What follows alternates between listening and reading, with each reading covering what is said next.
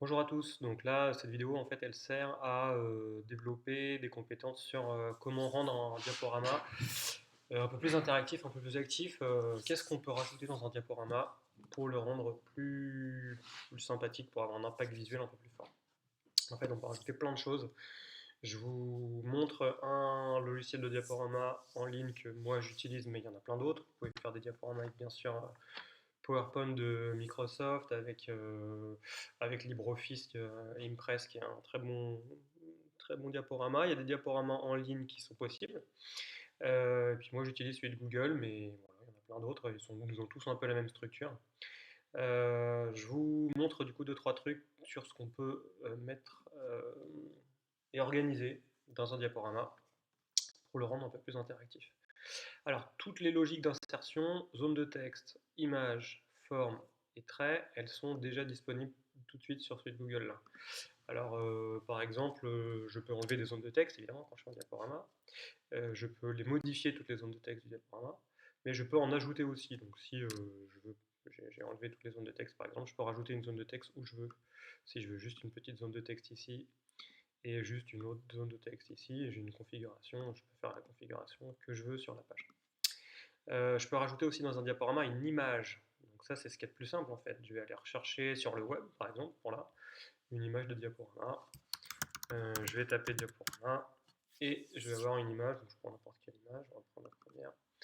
Et j'ai l'image qui s'affiche, qui est intégrée dans le diaporama, que je peux bouger comme je veux, bien sûr. Je peux bouger en complément du texte.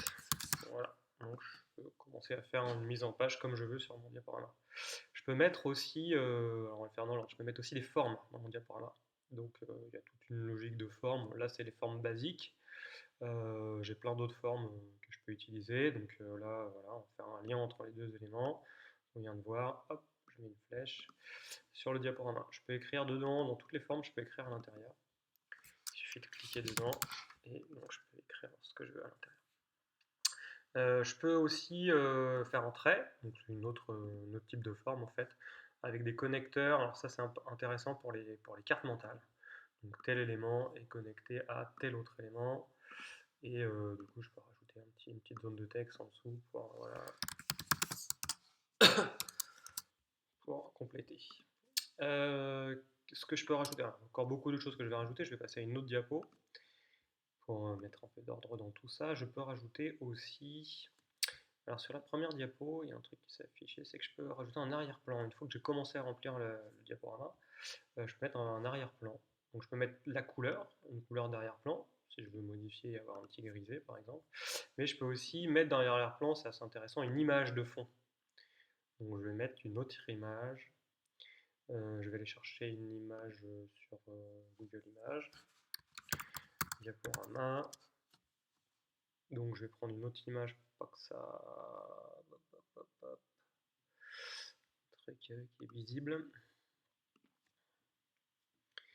Et l'image sélectionnée, voilà. J'ai une image de fond. Donc ça peut être intéressant pour un compte rendu de sortie pédagogique par exemple. Voilà. Et donc on peut imaginer aussi que les traits et les textes sont des annotations de l'image. Voilà pour le premier type de ce qu'on peut rajouter. La deuxième chose qu'on peut rajouter, bien sûr, et là il faut aller dans insertion, c'est des graphiques. Alors, si on rajoute des formes, on a vu déjà qu'on peut rajouter des formes, donc du coup on peut commencer à faire des cartes mentales en fait. Parce qu'on peut rajouter une forme de couleur ici, et on imagine une autre forme de couleur. Alors les formes c'est les mêmes que, voilà, une autre forme de couleur à côté. Hop, on relie avec des flèches, ça commence à faire un organigramme, du coup on est dans une logique de carte mentale. Mais on peut aussi carrément insérer un diagramme si on est dans une logique de carte mentale ou de présentation. Donc l'outil diagramme il est intéressant parce qu'il nous donne par défaut des éléments qui sont presque des éléments d'infographie. En fait, c'est des cartes mentales qui sont un peu plus abouties. Donc, par exemple, dans la donnée de cycle, ça va rappeler des choses au prof de SVT ou par histoire géo, mais on peut rajouter des éléments qui sont directement modifiables. Hein. Mais voilà, hop, on peut modifier les couleurs et on a quelque chose qui est déjà propre, déjà organisé.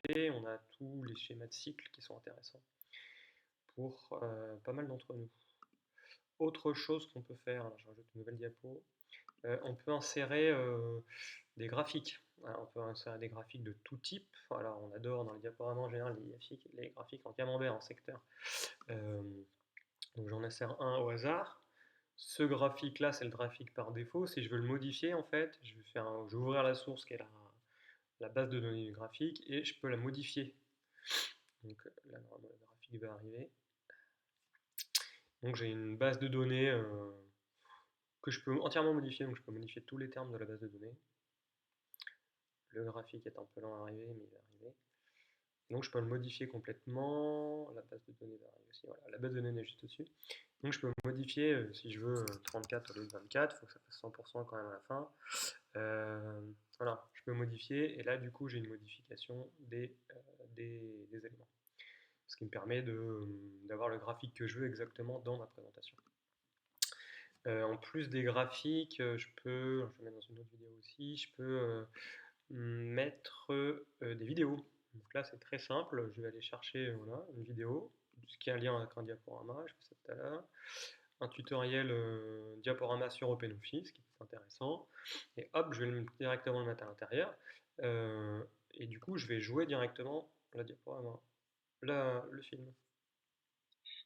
Bonjour les élèves, alors aujourd'hui Voilà, et donc là, du coup, j'ai tout le tous ces éléments-là qui peuvent enrichir le diaporama. Dernière chose qui peut enrichir le diaporama, c'est une fois qu'on a fini, je vous conseille de le faire une fois qu'on a fini, on a des petites options de mise en forme.